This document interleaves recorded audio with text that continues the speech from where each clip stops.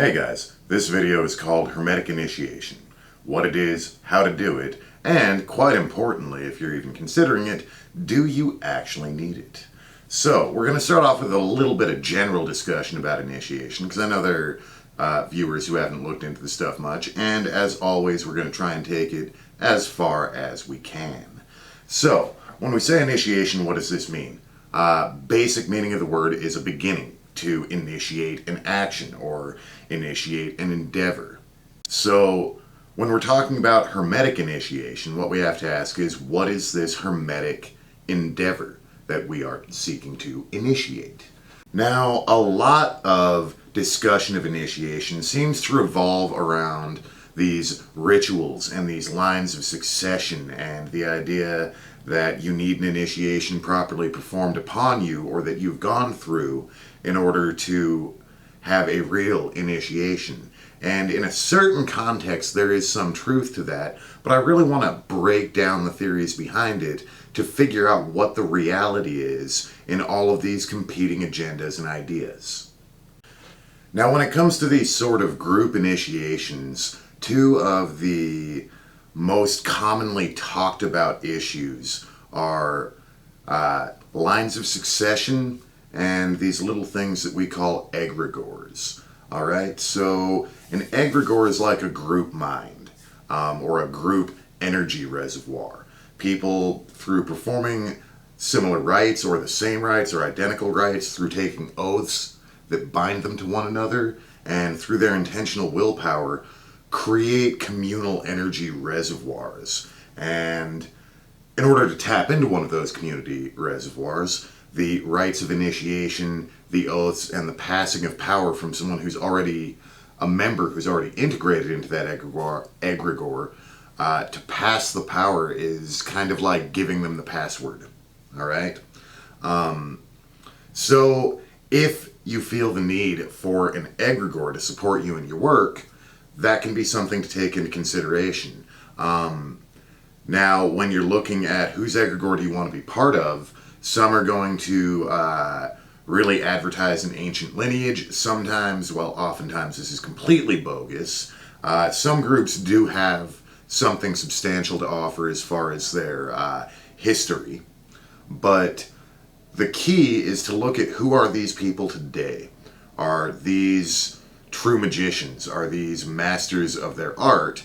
And let that tell you something about the value of their egregor.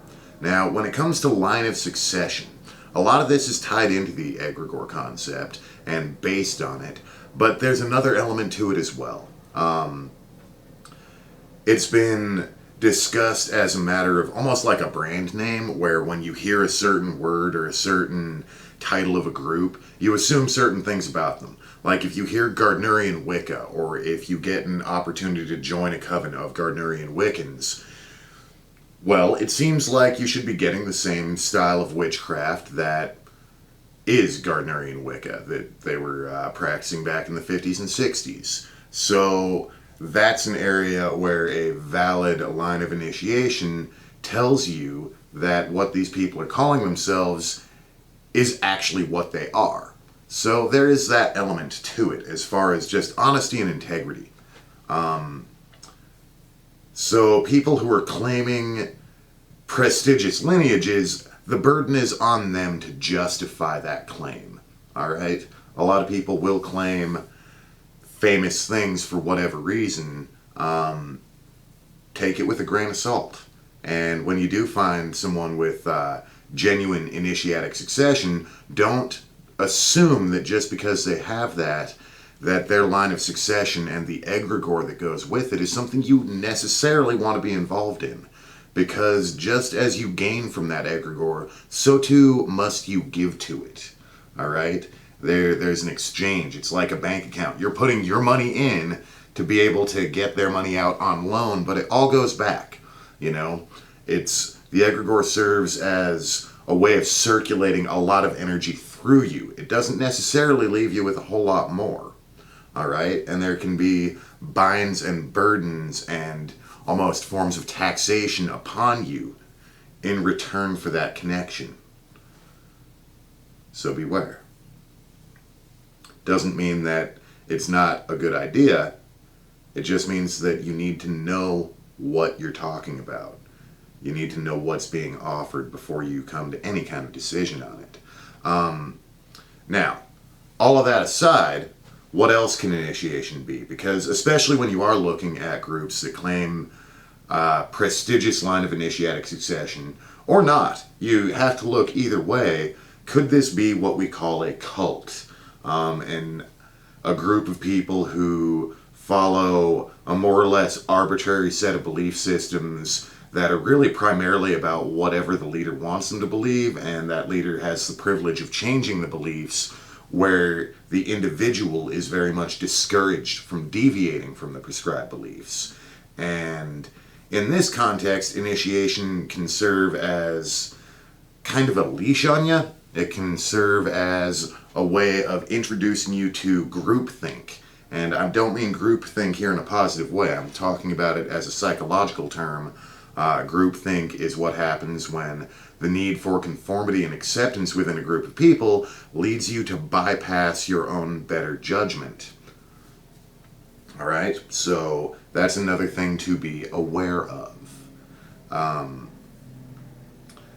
What else can it be? Because not every form of initiation starts with an initiatic line of succession. Even if it does, even if there is this egregor that you're being brought into contact with, you still have to go back to what is it are you initiating? What is the endeavor? What is it that you are beginning? And why is this relevant to it? So we're talking about Hermetic initiation.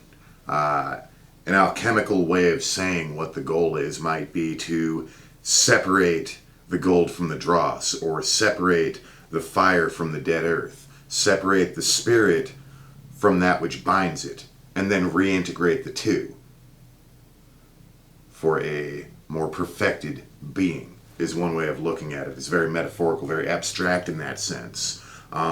Some orders refer to knowledge and conversation of the Holy Guardian Angel. Others refer to Christ consciousness, or conscious immortality is another popular phrase for what this Hermetic endeavor really is. And the interesting thing to me is that when you look at what the endeavor really is, that endeavor doesn't necessarily require external facilitation. It's like physical health. It's something, you're working with material that's all inherent to you, you know? Soul, magic, consciousness, these things are inherent to you whether you're aware of them or not. So the Hermetic endeavor, then, is not about gaining something you don't already have. It's about exploring something that already exists inside you. Alright? So any kind of external force that you invite to be applied to yourself should serve that end, not of causing your energy and mind to conform, but rather to blossom. All right? Now, as we're discussing this term egregor, the idea of this collective power that's outside of yourself that will support you is very, very attractive to many people, and I would like to discuss something that has been called a few different names throughout history. One popular term is the Great White Brotherhood, or the Brotherhood of the Light, or the Fellowship of the Light, or sometimes it's called the True Rosicrucian Fraternity, or the True Illuminati. And any group of people, or any individual that claims to have the definitive control over who is or is not a member of this, who claims their initiatory rights to be the sole doorway to it, is either talking about something much, much smaller, or they're full of shit. Okay? Now, there are a lot of small groups that have their own individual egregor, but this Fellowship of the Light is something that is not bound within any specific tradition or religion or language or nation. It's not even bound between the living and the dead. Alright? In this sense, Hermetic initiation, or joining the Fellowship of the Light, is once again not the imposition of something new upon you. It is not the granting of something that you did not have before, but rather the awakening and the return of awareness of that which already exists, of that which you already are. Now, that's not to say that in this life you can't learn more, that you can't take it further than you have before. It's not to say that there is no genuine endeavor in which you engage now in this life. It's to say that the greatest egregor and the greatest help is one which is vast and over which no individual body of people has exclusive claim to. In fact, any true initiation is an introduction to the fellowship of the light, is a reawakening and a reclaiming of that which is already yours. Even ones that initiate within a specific egregor, or that utilize a stream of power that comes from teacher to the teacher before, to the one before, to the one before, that may have changed its technique or manifestations, but occurrent through time of initiatory energy and transformative occurrences that establish a pattern and a regularity and increase the probability of the awakening happening in this moment. Any of those methods, if they're genuine, are not simply to initiate you into some group of people. It's to initiate you into something eternal, something which has been since before we knew how to write about it, and something which will continue to be no matter what current groups may ever be defunct or fall apart or never teach again. Because it's something that lives inside each and every one of us. Now, in the context of something timeless and eternal that already exists within you, why would you need initiation or training or any external force whatsoever? The answer to that is surprisingly simple. Our perceptive abilities, our entire frame of reference, our entire ability to perceive what's around us is heavily restricted and governed by our thoughts. Now, our conscious thoughts don't tend to have a whole lot of power behind them, in large part because throughout our upbringing, this vast energy of consciousness gets brought into the flesh and made to conform to a certain set of modes of thinking that function within the communal consciousness that we're sharing in this material manifest reality. And some of those beliefs are so deeply set within the brain and within the mind that they seem to be unquestionable facts. And based on the way we learn, the social nature of how we maintain a certain set of beliefs that structure our consciousness, it can be quite difficult to restructure it on your own. So, and then getting together with other people who are more or less in the same shoes as you are, you end up reinforcing where you're already at rather than reinforcing what you want to become. Changing beliefs, not just by deciding to believe something, but by putting that belief into action again and again and again to build up a frame of reference and a set of living experiences to support the belief. And doing this in the context of a society where you can look up to people and emulate them, thereby engaging your social energies in as well in crafting this new and improved self. This is what the social and training aspect of it is all about. This is why you need training at all, is to restructure the mind. And when I say mind, I'm not just talking about your rational thoughts and beliefs. I'm talking about your emotional reactions. I'm talking about your emotional habits, your thought habits, your behavioral habits. All of these things heavily reinforce a very restricted form of conscious interaction with the universe around you. All right? Simple beliefs like the physical room around me is the only thing that exists right now and anything else is further away. That's a belief. And it is not a true belief. It is factually false. much more going on around you than the material that you see. And yet, just understanding that factually is not enough to change your perceptions, because all of your behaviors reinforce the false belief. All of your actions reinforce the false perception. Ritual action, trying to command energy, regardless of whether or not you actually are seeing and feeling it, is a way of beginning to retrain your mind to act as if energy is real. Likewise, speaking to spirits, speaking to God, speaking to angels is engaging your actual physical movements and your physical activity and your physical reality in a behavior that is only relevant if your assumption that there's something intelligent listening to you is true. If you're just reciting stuff to yourself and you think it's all happening in the little bubble void of your own mind, you're wasting your time.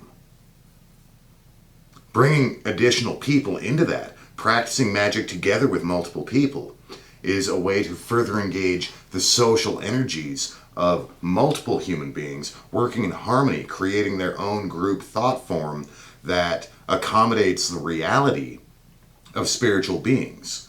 Now, a question I've been asked many times is, what if through this thought restructuring, all I'm doing is giving myself hallucinations? And this is actually a very valid concern. It's a highly valid concern. And this is why you see a lot of people that get into occultism and ended up being kind of driven mad by it, to the point where they could be diagnosably mentally ill after a while. And that has to do with incorporating two things. One, incredibly negative belief systems. The whole Hermetic law of like attracts like. When you focus on the nasty, shitty, corrupted parts of the universe, that's what you draw to yourself. So there's that element to it. The other element to it is that there can be this unconscious fear that everything you're doing is fake, and this can lead people to generate false phenomena.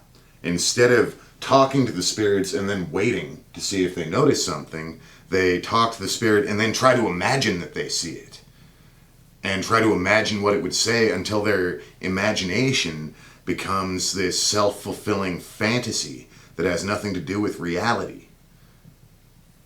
And it's very difficult when looking at various types of occult or metaphysical belief systems to say which ones are true and which ones aren't. A lot of them want me to dive in and just believe it 100%, and they say it'll be real if I just believe it. And it's like, well, what if I just get myself to hallucinate some bullshit?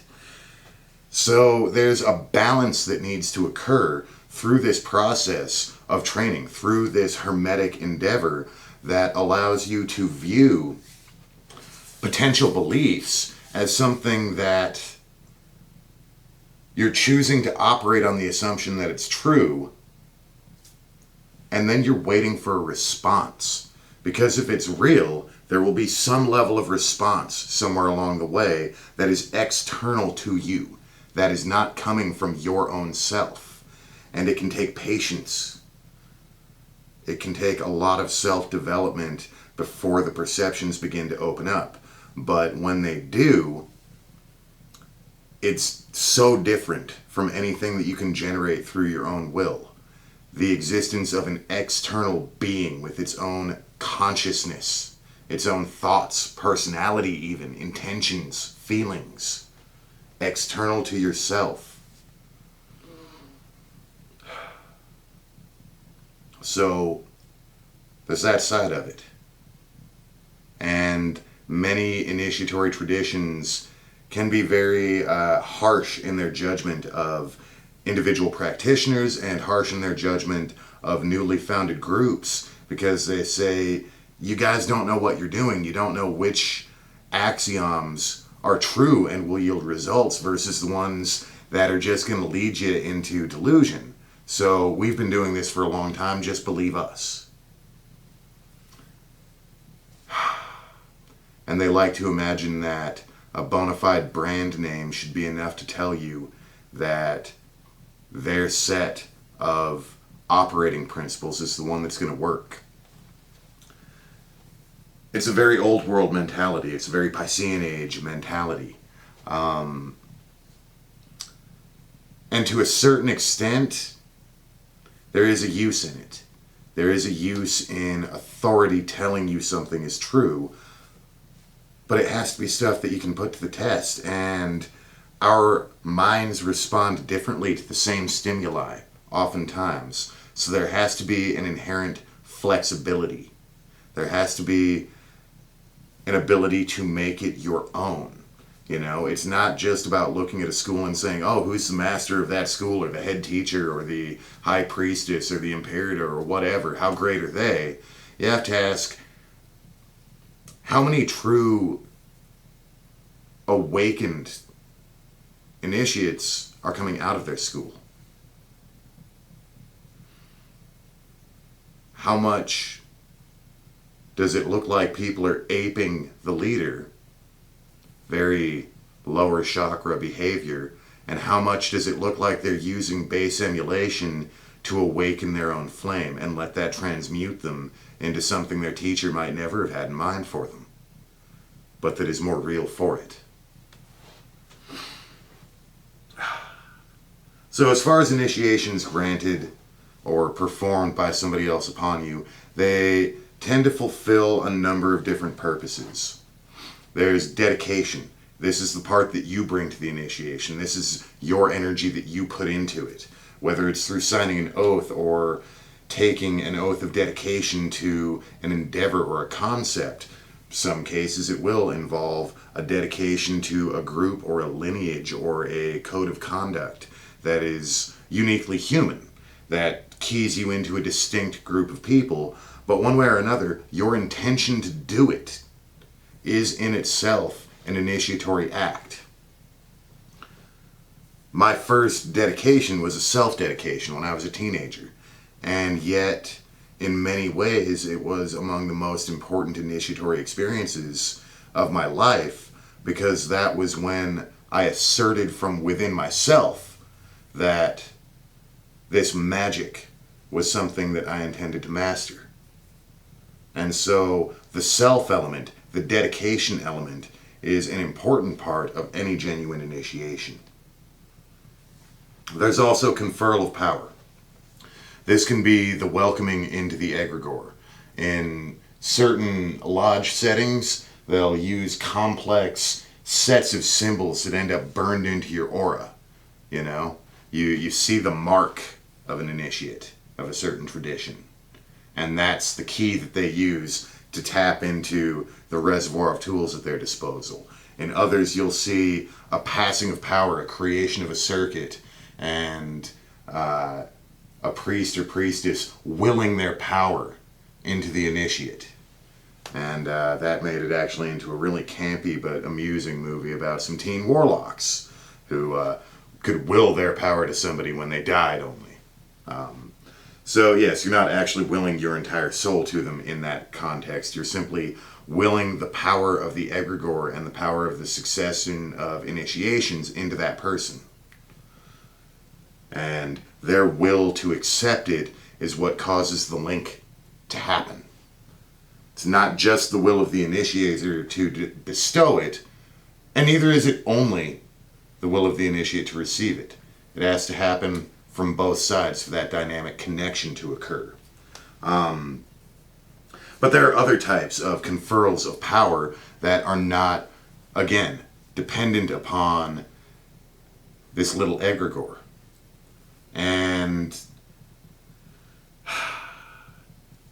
in that case, it's not even a bestowing of power, but rather a facilitation of shedding of the veils. Serving as an initiator, not from the perspective of being the guardian of a lineage, but simply from the perspective of facilitating somebody's transition. Serving as the mirror that their higher self can show an image on to instruct the smaller self in becoming receptive to that power. It's a loop that doesn't root itself solely in the will of the initiator, or even primarily in the will of the initiator, but rather in the higher will of the initiate. is from where that power comes. So, yes, what have we covered? We've covered dedication. We've covered passing of power. We've covered awakening of power, which is more important than passing of power. And typically it would go in this order if you're looking at structured initiatory traditions. It starts with your dedication.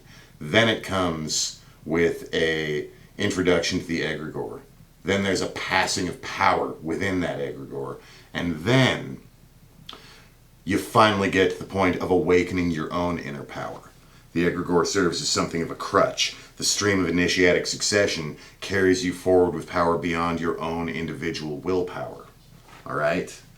And then the final thing, after this transformation, at some point in time there's going to be a recognition initiation. Okay? It's almost like a diploma. It's not a transformation in and of itself, but simply the conferral of recognition by your community that, yes, indeed, we do believe that you have awakened. All right? Now, even awakened people can choose to participate in egregores. They can choose to enter into streams of initiatic succession so that they can gain that power to throw at their own students, or to join a group or a lodge so that they can expand their tool set by adopting the tools of that group or coven or tradition. They can come together with others of their fellows and forge a new egregore to do something different from what they've seen the others around them doing, to approach the training and initiating of people who are new to this in a different way. But the key, really, is about where the power comes from. And if the power is coming from an ego mass which demands conformity, that's a cult. If the power is coming from that immortal source out of which our very being radiates, then the initiation is true. Now, a lot of people can run into a challenge that is rooted in a confusion between facilitating an awakening versus recognizing something which has already been accomplished. This whole idea that it's something that already exists inside you is very true. However, an initiation that awakens that isn't merely a matter of saying it until you intellectually comprehend it and, oh man, now that I know that it's in me, I'm in it, I've got it, I'm there. Probably not yet. Now, for this particular spell, I am not going to go through any elaborate circle casting ritual. And the reasoning behind that is, one, I want a video that's watchable. I will make a circle casting video separate from this with some invocations that I like to use. But also, when we're making something as simple as a grounding talisman, what we need is a strong energy that permeates a large area. It's not a very sensitive spell. And it's not that complex. We're not calling that many different powers in, even the simplest things. But you don't necessarily have to. So the way I start off is really, I don't even say or do anything. It's quite simple. I just invoke the light, I guess you would call it. It's almost like doing an energy form. Some people would say visualize, and if you're at the visualize level, go for it, visualize it. But really you just want to draw your energy into a vortex, pulling light down into yourself, and expand that out into your area. That way you have a nice charged atmosphere to work in. And then I do like to do a couple of basic ritual things, like blessing salt. I like to use an invoking pentagram of earth for that. Go ahead and bring that to life. And we'll use an invoking pentagram of water to bring the water alive, and we'll go ahead and mix them. And later on we'll use that to bless and consecrate the stone. We'll go ahead and use our air dagger to consecrate the incense as well as the fire wand.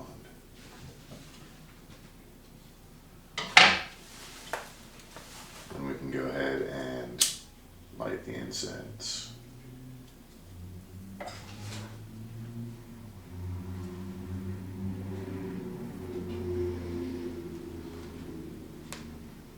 Now to begin with, when it comes to purifying our amulet, I'm going to use a bit of onyx, which is a very nice clean stone. It has a very hard energy, very resistant to really any changes in its nature, really.